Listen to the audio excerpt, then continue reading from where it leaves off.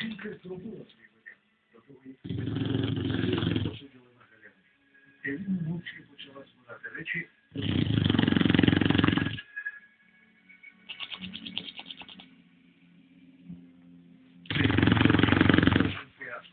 Ірина не змогла йти далі через те, що вона не може довіряти навіть.